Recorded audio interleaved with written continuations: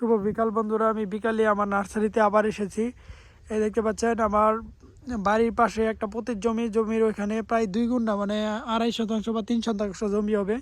এখানে আমি গুঁড়ি দেওয়ার জন্য, গুঁড়িতে বিভিন্ন লাউ, মিষ্টি কুমড়া, শসা, চাল কুমড়া, তারপর শীতকালীন সবজি যেগুলো বলে এগুলো আমি রোপণ করেছি।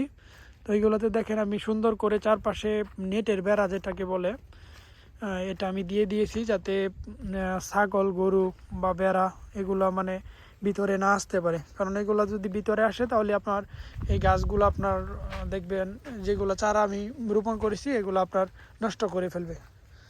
তো এখানে দেখতে পাচ্ছেন এই যে আমি প্রত্যেকটা জায়গা জুড়ে চারদিক দিয়ে আমি এইগুলো বেড়া দিয়ে দিয়েছি।